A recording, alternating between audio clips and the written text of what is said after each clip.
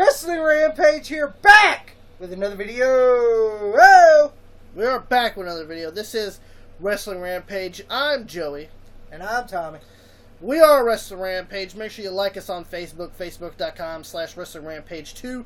Follow us on Twitter at Wrestle Rampage, and make sure you hit that subscribe button because we have other great video content coming to you right here on this YouTube channel, Wrestling Rampage. With that being said, we are doing the top 10 best wrestling managers of all time. Of all time. Of all time. If you don't agree with our list, let us know in the comments below who you think is the best wrestling manager of all time. Coming in at number 10 is classy Freddie Blassie. That's right. He was the originator of managers. Yes. Oh, classy Freddie Blassie, a great manager. You know, he managed Nikolai Volkov and the Iron Sheik. He managed the Iron Sheik to the world title. Yes, he did. You know, fucking Freddie Blassie was a good manager. He managed Muhammad Ali. He managed fucking Jesse Ventura. He managed everybody. He was a big manager in the 1970s. Yes. He was also a successful wrestler back in the 50s and the 60s. Yes. A very, very brutal individual. Yes. But you know, back in the day, when you were a wrestler, you were legit badass. That's right. Back in the 1960s and 50s, when you were wrestling, you were legit badass. That's right. And that's what classy Freddie Blassie was. Yeah. He was a fucking villain. Yes. You know, and I know that he done a lot of TV guest spots on there. Yes. And he was called the fashion plate of wrestling. Yes. You know, he'd come out in colorful outfits and well, colorful for the time. Yes. You know, sequin shirts and you know, just different colored pants and the cane. Yes. The cane. You'd use it on you know, to get his clients over, use them for victory. That's right. But he comes in at number 10 on our list. Number 9 is the Doctor of Style, the Slickster. That's right. Slick comes in at number 9.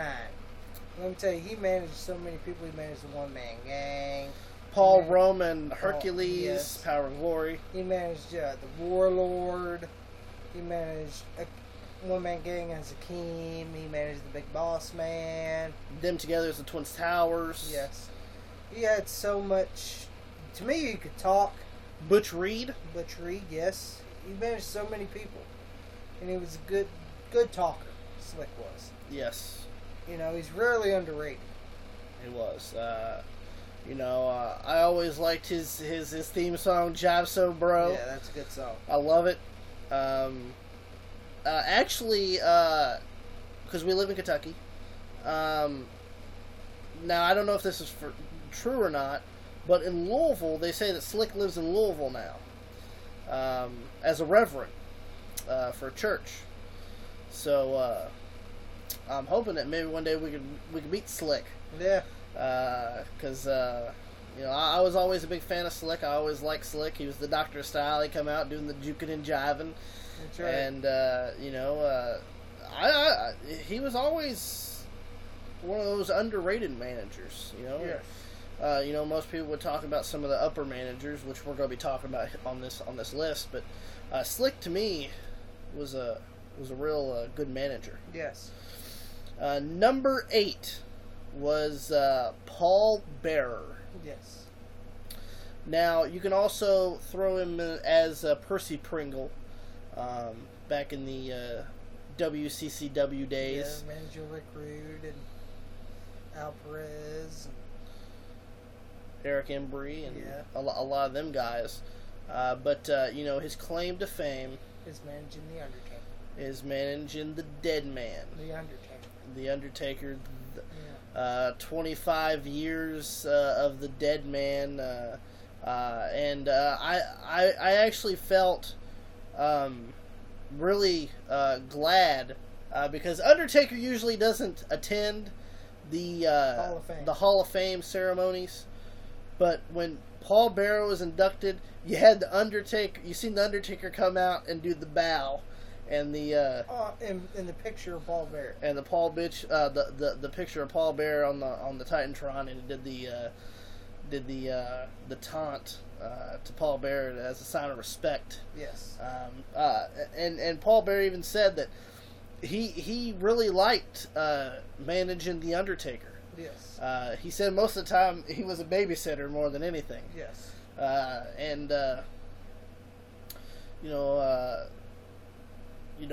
know that he did manage Kane. He managed Mankind. And he managed Mankind. Vader. And Vader for a short time. Terry Gordy as the Executioner. Yes. But everybody will always remember Paul Bearer as the manager of The Undertaker. Yes. And, the creepy voice. Yes. And the urn. And the way he looked. He was different. It was different. And I don't think that The Undertaker's character would have fit all that well if Paul Bearer was not a part of it. Yes. I liked Paul Bearer as a better fit than Brother Love was. Oh, yeah.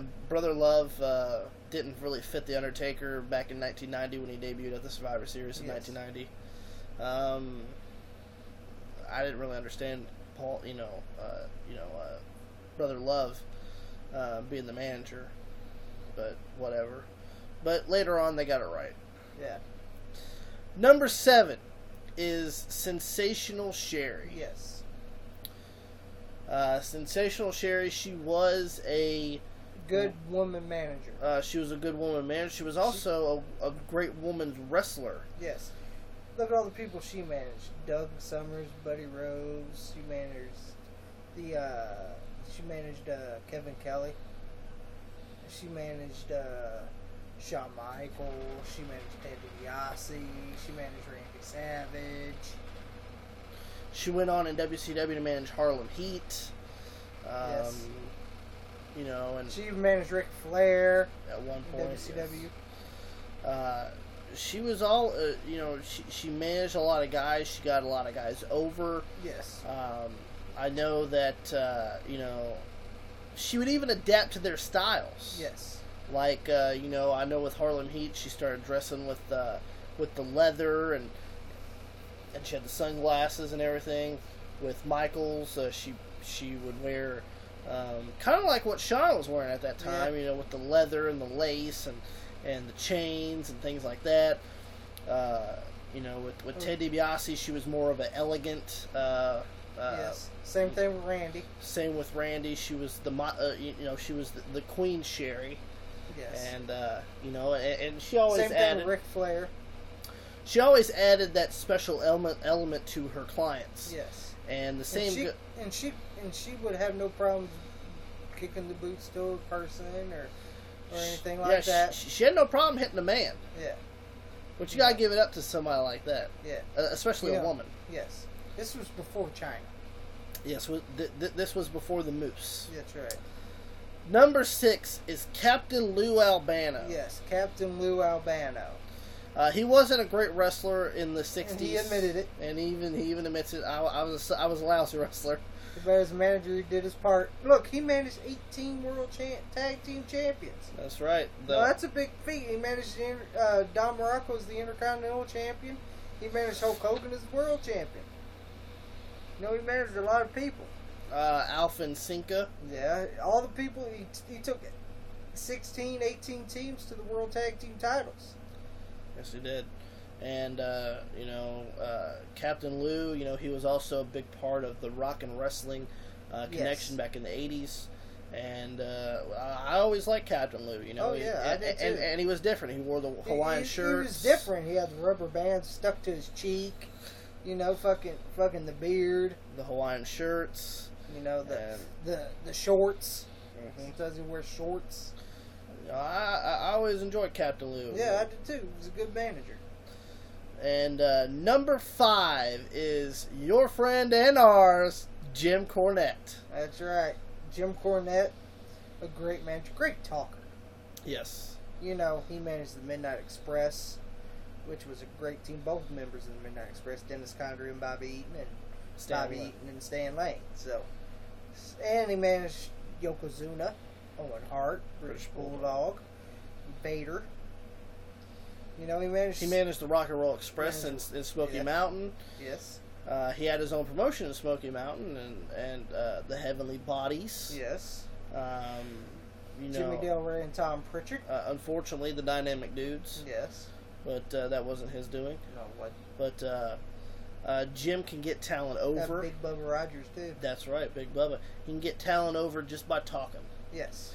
If you couldn't talk, that's when Jim Cornette would come into play for you. That's right. Jim Cornette would be good for business if you have a person that can't talk. Yeah, a guy that can't talk. Which worked well with Yokozuna. Yes. I always liked Jim Cornette. We met Jim Cornette. He's a real fantastic guy. Yes. A legend. Yes. In our opinion, and no doubt that he should be on this list. Oh yeah. Number 4 is James J. Dillon. Yes. J.J. Dillon. J.J. Dillon, a great fucking manager. Okay. Yes. With the Four Horsemen. All right. He just fit. Yes. Four Horsemen. Now I know what you're going to say. Why would you need J.J. Dillon and the Four Horsemen, especially a manager? Yeah. When you got Flair who can talk and wrestle. You got Arn that can talk and wrestle. You got Telly that can talk and wrestle. Then you got Ole who could just talk. And he didn't even do that well either. And you got Barry Windham. And then you got Barry Windham who he couldn't cut a great promo, but he could wrestle. And fucking Lex Luger. And Lex Luger, well. Yeah. Anyway, J.J. Dillon fit well because he complimented. He complimented the Horsemen. Yes. Okay. He was a manager of Tully Blanchard before he joined with the Horsemen. That's right. He was part of Tully Blanchard Enterprises. That's right. Tully Blanchard Enterprises. All right. And where Tully goes, JJ goes. All right. That's right. And so, I always liked JJ. He was a wrestler in the 60s. Yes. He wasn't that great of a wrestler. No. Now, he did excel at managing. And the one thing that I liked about JJ is he had that ring experience. Yes. You know, like when you're a wrestler, that's the one thing that I like about wrestlers who become managers, is you have that element of what you're supposed to do in the ring. Yes. And also with J.J. Dillon was the simple fact of he was a real manager with the Horsemen. He would babysit them. Yeah. He would, if they needed something, he would go get it. Yes. When it came to plane tickets, when it came to getting the Horsemen together, yes, it was J.J. Dillon. And I'll say this with J.J., it's hard to get Flair and all these dynamic characters together and get them to like TV and things like that. Yeah, and look, he had a TV match before Great American Bash '87. It was against a jobber. Okay. He wrestled as a manager. He didn't wrestle as a wrestler. Alright, he did all the Horsemen's finishing moves. He did the fucking slingshot suplex that Tully Blanchard used, and he couldn't do it perfectively. Okay? He did it flop. He did it ugly looking. Okay? He did the gore buster. He did it miserable. Yes. Okay? He did the figure four that looked miserable. Okay? And he did the torture rack that looked miserable. Okay? Come on, he picked the jobber up on his shoulders and dropped him. You know, that's the wrestler of a manager there. And look, he went to Great American Bash '87.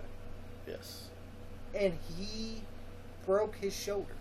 The Road Warriors broke his shoulder. The Road Warriors broke his shoulder on the Doomsday device, okay? He had to quit. You know. But, you know, the Horsemen had enough effort to get JJ in the ring to do it. Oh, yeah. Number 3 is Gary Hart. Yes. Primarily in WCCW, he was the biggest manager that they had. He managed Kabuki, the Great Muta, Bruiser Brody at one time. Brody fucking managed Terry Funk. And he was very methodical. He also managed Abdullah the Butcher. Yes. He was very methodical. He was a good manager. He was a good manager. You know, I remember in '89 the Sting and Muta feud, where you know, Sting's like, I'll wrestle Muta anytime, any place, and all this stuff, and you hear Gary Hart say, "When the time is right, Stinger. When the time is right, the man from the rising sun will come."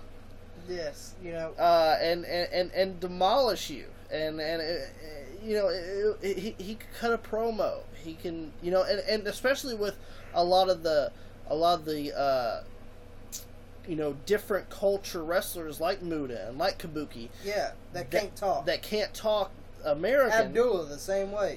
Who can't speak English all that well. Gary Hart was a perfect fit for that. Yeah.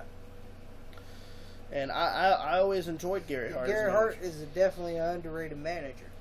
A very, very underrated manager. But with Wrestling Rampage, he gets his doing on here. Yeah, he's number 3.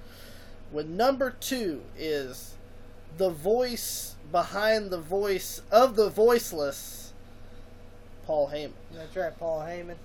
A great manager. Great mouthpiece. If it wasn't for Paul Heyman, Brock Lesnar wouldn't be over as what he is. That's right. And ain't because of his MMA trunks. And he was good with CM Punk as manager too. Yes, he was. Yeah, CM Punk could talk, but he was a Heyman guy. That's right. He was a Heyman guy. And thus the shirt, I'm a Paul Heyman guy. That's right. And Paul Heyman was a great manager, even as Paulie Dangerously. The Dangerous Alliance was Yes. great. Bobby Eaton, Zbyszko, Steve Austin, Rick Rude, Arn Anderson. Yes, I wouldn't mention Medusa in there, but anyway, and they did a great job with that, and Yes. Paul Heyman did a great job as a manager. Yes, he managed and then ECW managed Sabu. Sabu didn't talk at the time, so that was really good. Now I know that mostly he's going to be known as the ECW, the owner of ECW, but he was also a great manager. Yeah. With CM Punk and especially getting Brock Lesnar over too. Oh yeah. Because I swear to you that if Brock just did it by himself, I don't think he would be nearly successful. He wouldn't. Because you got to have that guy that's going to tell you, "I'm going to beat your fucking ass." That's right. And that's what Paul Heyman That's what does. Paul Heyman's for. That's right. But you're thinking, we named all these guys, all these great managers. Who's number 1? Bobby the Brain Heenan. That's right. Bobby Heenan. Bobby the Brain Heenan is number 1 as the greatest manager of all time. Look, he managed in AWA. He managed Nick Bockwinkel and Ray Stevens. He managed fucking the Blackjacks. He managed fucking in WWF. Mad Dog Vachon. Yeah, Mad Dog Vachon. He managed fucking in WWF. He managed fucking Big John Studd, King Kong Bundy, Andre the Giant, Haku, fucking Mr. Perfect. He even managed the Brooklyn Brawler. He even managed fucking the Red Rooster. He managed fucking the Brain Busters. He managed everybody. Mr. Perfect. He managed everybody. Rick Rude. Bobby Heenan was a great manager because he knew how to get heat and he was funny as hell. To me, Bobby Heenan and Gorilla Monsoon on commentary is still the greatest commentary duo of all time. Yes, they are. Next to Jim Ross and Jerry Lawler. But Gorilla Monsoon and Bobby Heenan are number 1. That's right. They can play off each other like nobody's business. That's what got me into those prime times. Certainly wasn't all the wrestling. It wasn't some of the matches on there, let me tell you. Paul Roma versus I don't know. Shane Douglas. that wasn't that great. And Bobby Heenan, when he went to WCW, he didn't manage, but he did color commentary. He was good on that. And, and everything that's happened to Bobby. Feel sorry for him. Yeah, we feel sorry for Bobby the Brain Heenan, from throat cancer. And all this people saying that how can you take a picture with Bobby the Brain Heenan, how he looks. Because it's Bobby Heenan, dumb fuck. Yes, Bobby Heenan does not look all that great. I know that his face is sunken in from the cancer, and he does look very, very badly. And people saying, "Oh, why would you take a picture with Bobby Heenan and look like it?" because it's Bobby fucking Heenan. If I met Bobby Heenan, you're damn goddamn right I'm gonna fucking Look, take a picture. everyone took a picture with Bobby Heenan. Even Bully Ray bought a fucking book from Bobby Heenan. And Devon bought a book from Bobby Heenan. They took a picture of Bobby Heenan. So if they could take a picture of Bobby Heenan, why couldn't everybody else? That's right. Bobby Heenan will go down as one of the greatest managers of all time. Everyone at that Comic-Con took a picture with Bobby Heenan because they respect Bobby Heenan, respect what he did. And people saying, why would you take a picture with him with his face like that? Because it's Bobby fucking Heenan. If you don't fucking like it, you can suck my fucking dick. And that was the top 10 best managers of all time. Like us on Facebook, facebook.com/WrestleRampage2. Follow us on Twitter at WrestleRampage.